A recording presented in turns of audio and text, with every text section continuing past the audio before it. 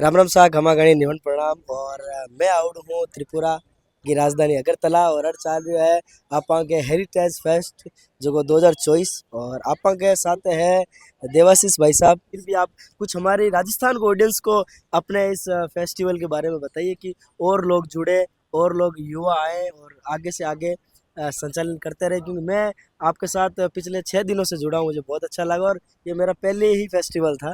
आपने हमें राजस्थान से बुलाया, बहुत बहुत धन्यवाद इसका। थोड़ा सा इस फेस्टिवल के बारे में आप अ, हमारे राजस्थान को बताना की कोशिश करें। सबसे पहले राजस्थान और पूरे देश भर के लोगों को राम राम। मैं देवाशीष मजुमदार, मैं अगरतला त्रिपुरा से हूँ। ये हमारा संस्था युवा विकास केंद्र और हमारे इस साल तो दो और सहयोगी है, बजाज फाउंडेशन और विश्व युवा केंद्र। हम लोग मिलके ये जो फेस्टिवल इस साल कर रहे हैं। ये पिछले 3 साल पहले हमने शुरू किया था, युवा विकास केंद्र ने अकेले शुरू किया था, लेकिन आज देखिए चलते चलते देश के अलग अलग बड़े संस्था भी इससे जुड़ रहे हैं। इसका एक ही मकसद है, देश और देश के युवाओं को जोड़ के रखना। और इसमें इस बार 26 राज्य से युवा आए हैं, हमें खुशी है, अच्छा लग रहा है। और सबसे बड़ी खुशी है त्रिपुरा के माननीय मुख्यमंत्री जी ने जिस तरह से अपना सहयोग, अपना आशीर्वाद इस कार्यक्रम के लिए दिया है। हम तो देश भर घूमते रहते हैं, बहुत ऐसे कम देखने को मिलता है कि सरकार और खास करके राज्य के प्रमुख मुख्यमंत्री जी इस तरह से जुड़ते हैं।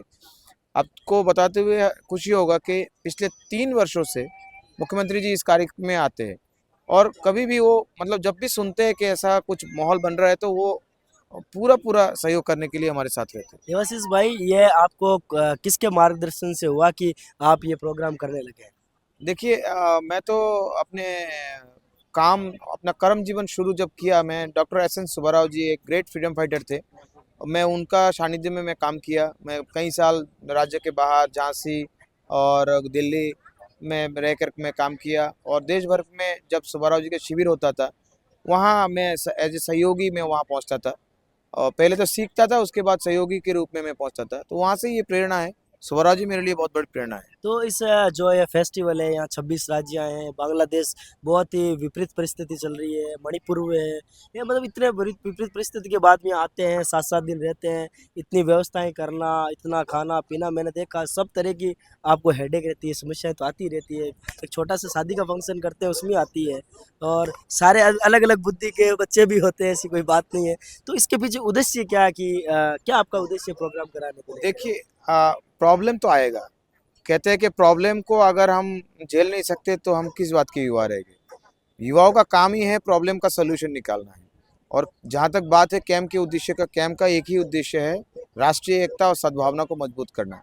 देखिए, हम अगर मैं किसी के घर जाता हूँ अकेला, वो अलग चीज़ है, लेकिन 10 अलग अलग राज्यों के लोग, 15 अलग अलग राज्य के लोग, जहाँ यहाँ 26 है, जब 7 दिन रहते हैं। पहले दिन कई लोगों ने कहा मुझे, अरे मैं कैसे रह जाऊँगा यहाँ में, और हम तो ये सोच के नहीं आए थे, हम तो सोचे थे केवल कल्चर प्रोग्राम करेंगे चले जाएंगे। मैंने कहा भाई 2 दिन आप आराम कर लो, 2 दिन के बाद अगर आपको लगे कि यहाँ जुड़ना चाहिए तो फिर कोई बात नहीं, वेलकम है। आज मुझे वो, मैं नाम नहीं लूंगा, आज मुझे वो भाई ने आके बताया कि बहुत दुख लग रहा है कि कैंप खत्म हो गया और कल जाएंगे। सच मुझे भी। तो ये होता है कैंप का आज एक। हमने भी बात की थी, काश 2 दिन और आगे बढ़ जाए।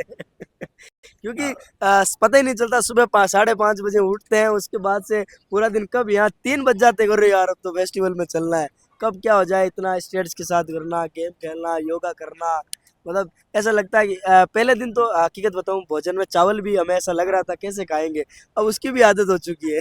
अब भोजन का अगर आपने छेड़ दिया, मैं एक बार जोधपुर गया एक कैंप में। अच्छा। और आपके तब के मुख्यमंत्री जी ने उस कैंप को उद्बोधन किया था। तो रात को जब खाना के लिए गए, वहाँ आपके यहाँ खिचड़ी, और खिचड़ी को वो घी, हाँ हाँ। ये होता है।